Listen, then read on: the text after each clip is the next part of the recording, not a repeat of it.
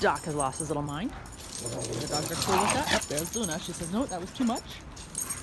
She races away and he breaks off when he sees her tail drop. I'm going to grab my squirt bottle. I think I might need it.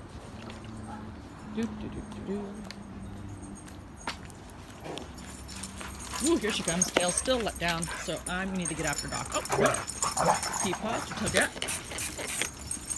There. So I got after Doc. And she has no hard feelings. She's like, okay, but let's start playing again. Oh my gosh. Oh my gosh. And Dante's like, me too, me too. I want to play too. Now this is actually a little bit of the problem. When you get one dog who dashes around, like Luna is very quick and agile, and then two oftentimes bigger dogs say, oh, we're going to chase the dasher. And then for the dasher, it gets a little scary because you've got these two big dogs chasing you.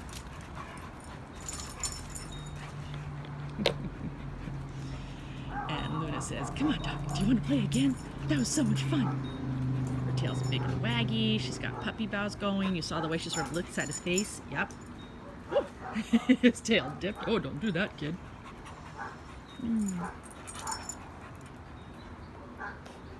She's licking at Dante's face. Do you want to play too? And as she did it, his tail dropped a little bit. No, I'm not sure. Okay, now we're all going to go lick at faces. Now, Doc made a little facial expression there. His tongue licked out for a minute, but not at them. It just barely. Ah, that's what I'm seeing. His lips actually came up just a little bit. He's going, don't do that, kid. And when he did that, and they were both sniffing his nose, and he did that, Dante made it more obvious, like he moved, and Luna moved a little bit away. So just in that little bit there that I could barely see, he's talking to them. His ears are pulled way back. I'm a little stressed out. I don't want to deal with this right now. The whites of his eyes are not showing, so he's not super stressed. He's not panting heavily, so he's not super stressed. But he's very still. There's not any wag going on there. I don't want to. What's happening here? So even Dante here has a little bit of movement in his tail, although he's not super thrilled with her sniffing. Now his tail hasn't dropped to say, oh, I don't want you to do that. And it hasn't risen to say, I will deal with you doing that. And he had a little movement, so it was sort of like, that's not as cool as it could be, but I won't tell you to stop exactly. That's his little paw saying, did you want to play? This is all her body language saying, yes, yes, yes, yes, yes, yes, yes, yes, yes, yes, yes, I'm still a baby. So she sort of hopped on Doc, and you saw him brace himself. So he didn't wag at her. He just braced himself and said, no, don't do that. And she immediately said, okay, we'll go play with Dante then. That was so exciting. Oh my goodness.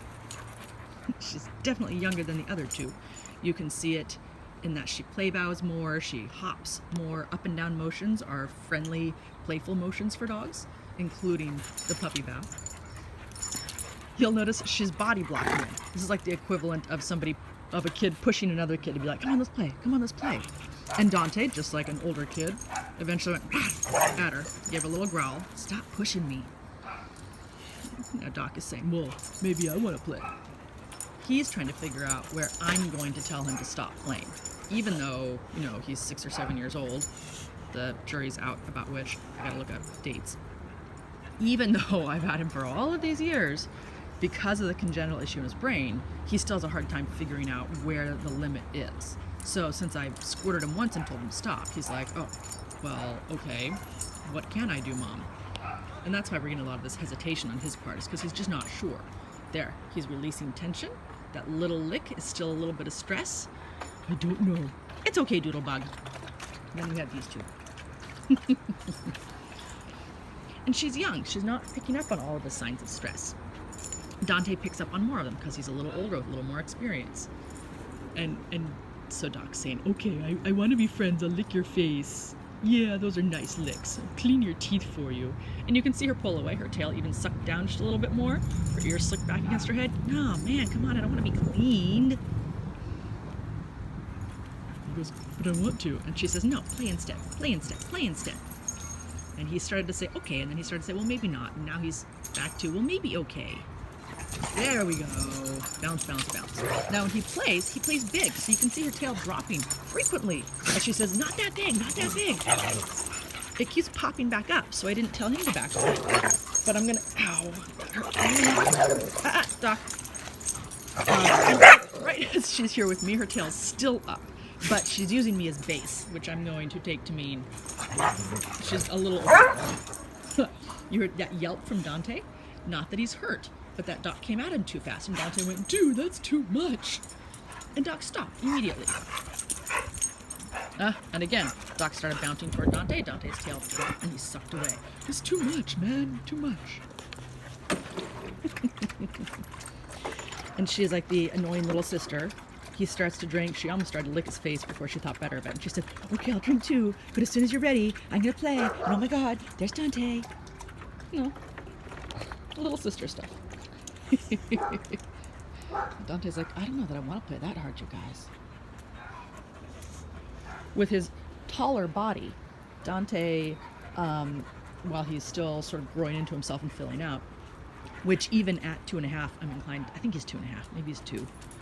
Anyway, I'm inclined to think he still is. And if he's not, then he's always going to be a better gazelle-like leaper, but he's going to get taken out by dogs that are smaller and more compact because they're more muscular. Think cannonball as opposed to deer. If the deer can leap over the cannonball, it's going to be fine. But if the cannonball comes too fast, it just comes too fast.